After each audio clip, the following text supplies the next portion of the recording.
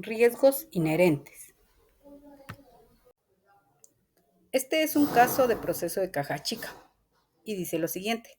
La empresa Cuarto Trimestre S.A. está siendo evaluado para determinar los riesgos inherentes del manejo de fondo de caja chica para un manejo adecuado y así poder adoptar medidas para reducir o controlar el riesgo de la empresa. En este caso, pues encontramos riesgos operativos, ya que son inherentes a errores humanos, tal y como lo es la ausencia de políticas y capacitaciones constantes, como se indica en este caso. También encontramos el riesgo financiero, ya que por falta de los factores de una administración inadecuada, información confiable y falta de documentos de soporte, al final es muy complicado saber en qué se gastó o por lo que dificulta el proceso de reembolso y es vulnerable a no recuperar. Y por último, tenemos el riesgo de fraude, ya que este es un riesgo inherente con el manejo de dichos fondos, y más cuando se maneja por personal no autorizado y como se indicó en el caso anterior, pues por falta de documentos no se sabe si el dinero fue por gastos administrativos o un fraude por parte del encargado de caja chica o el personal administrativo. Mitigadores de riesgos. Para este caso práctico tomamos de referencia a la empresa Banstrus Capital, la cual para esta situación presentó inconvenientes en cuanto a la realización de sus operaciones de inversión, esto principalmente derivado de errores humanos, por lo que toma la decisión de realizar un estudio de riesgos sobre todos los procesos que tiene y en dicho estudio obtiene los siguientes resultados. La evaluación nos reflejó que existen 4 riesgos inherentes que se encuentran dentro del proceso. Primero y principal, no existen políticas de control para los diferentes factores de riesgo de la entidad. Quiere decir que al no haber una reglamentación que permita llevar un control de los riesgos, pues están mucho más propensos a generalizarse. Como segundo punto, tenemos que el proceso de revisión y validación de la información es deficiente. Siempre derivado de que no existen políticas, quiere decir que la revisión del resto de información se realiza de forma bastante más tosca, lo que provoca que se presenten datos con falta de procesamiento. Como tercer punto, tenemos que el personal que desempeña los puestos de confianza no está capacitado para la realización de sus labores. Esto sucede principalmente porque se coloca personal sin haberles hecho análisis, sin haberles hecho alguna clase de estudio, en el cual se puede ver si las capacidades que tienen están a la altura del puesto al que los están colocando. Y como cuarto punto, tenemos que varios de los procesos se encuentran obsoletos. Al no existir revisiones periódicas, se ve que los procesos van poco a poco quedando en el olvido, quedando abandonados y por lo tanto se va quedando un proceso de obsolescencia. Una vez habiendo concluido con el análisis de riesgos, podemos proceder con el proceso de mitigación. Entonces, aquí tenemos primero, el primer riesgo inherente que habíamos detectado era que no existían políticas de control para los diferentes factores de riesgo de la entidad. Aquí como mitigador de riesgo tomamos lo siguiente, pasamos a establecer políticas de control de dichos factores de riesgos. Estas políticas de control las vamos a estar viendo de aquí en adelante para prácticamente todas las mitigaciones del resto de riesgos inherentes, como con recortes justamente a la política que hace referencia a la mitigación. Entonces, como segundo punto, en el segundo riesgo inherente tenemos que el proceso de revisión y validación de la información es deficiente. Procedemos a ir a nuestras políticas y tomando de referencia el punto 1.3 dentro de las mismas, se establece un monitoreo permanente de las diferentes actividades operativas de los procesos. ¿Esto qué permite? Permite definir una planificación estratégica asociada al riesgo, permite que exista un registro y un suministro confiable de información sobre los procesos y también creo que como punto más importante se establece un monitoreo permanente de las actividades. Esto nos permite que ninguna actividad se salga de los parámetros porque las mismas están siendo controladas de forma periódica y de forma eficiente. Como parte del mitigador de riesgo para el riesgo inherente número 3 identificado por la entidad, en este caso pues la entidad proveerá capacitación a su personal sobre temas que necesite y evaluará si el personal tiene la capacidad de poder cumplir sus responsabilidades de forma periódica.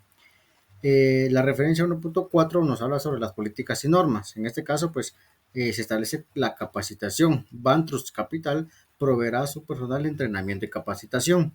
Asimismo, la selección, mantenimiento y administración del personal. El personal pues será seleccionado en base a indicadores de necesidad contractual y se le exigirá responsabilidad, compromiso y honestidad con la empresa. En el riesgo inherente número 4, identificado por la entidad, Se tiene como mitigador de riesgo que la entidad realizará evaluaciones periódicas a los diferentes procedimientos de la entidad. Para ello, la referencia 5.2, la cual nos habla sobre objetivos del proceso de evaluación, establece que los objetivos son diagnosticar e identificar los riesgos, obtener los riesgos a los que se enfrentan las instituciones usuarias, cuantificar o calificar los riesgos más importantes, priorizar las acciones para administrar el riesgo propuesto por la auditoría interna o bien analizar la implementación de nuevos procedimientos o actualización de los procedimientos actuales para poder depurar los generadores de riesgo y obsolescencias. Riesgo residual. El riesgo residual es el riesgo que permanece después de haber hecho todos los esfuerzos para identificar y poder eliminar el riesgo. Uno de los ejemplos que podemos encontrar es el riesgo operacional. La instalación y el uso de cinturón de seguridad en un vehículo reduce la gravedad y la probabilidad de sufrir lesiones en un accidente de tránsito. Sin embargo, esas lesiones se pueden mitigar manteniendo el uso del cinturón. Y el riesgo residual es cuando la persona no utiliza el cinturón de seguridad y esto implica el riesgo que puede tener al momento de sufrir un accidente, que puede sufrir lesiones. Otro de los riesgos que podemos encontrar es el riesgo crediticio. Al momento de acreditar un préstamo bancario, se realizan diferentes análisis para poder mitigar el riesgo de que el prestatario no pueda cumplir con sus obligaciones de pago. Y el riesgo residual son los eventos poco probables donde el prestatario no pueda pagar el préstamo, como lo es al momento de sufrir una muerte. Ese sería nuestro riesgo residual. Otro riesgo que les puedo mencionar sería el riesgo contra incendios. Una compañía adquiere un contrato de seguros para desastres naturales. Sin embargo, la compañía de seguros se niega a poder pagar los daños de dicho incendio debido a que en el lugar pues ha existido un elevado número de reclamaciones por diferentes motivos. Dicha empresa de seguro donde se adquirió se declara en quiebra, lo cual no puede hacerse responsable de cubrir los daños. Esto sería un riesgo residual por los cuales no podemos tener el control de ciertos riesgos. Matriz de riesgos. Matriz de riesgos. El caso práctico sobre la empresa Red Bull Racing presenta una situación financiera al término del periodo 2022 para realizar un estudio de los riesgos que pueden implicar las cifras reflejadas de los mismos. De dicho estudio se obtienen los siguientes resultados. En el análisis de las cuentas de la situación financiera, el balance general de Red Bull Racing, tenemos ciertas cuentas específicas como son del activo, cuentas por cobrar y propiedad, planta y equipo.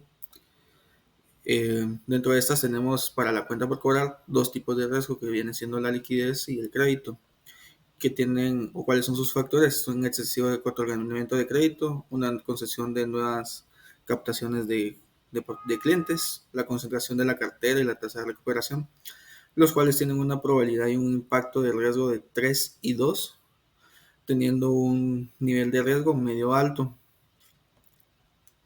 Para la propiedad, planta y equipo tenemos un tipo de riesgo operacional, ya sea por los siguientes factores de comunicación, procesos internos.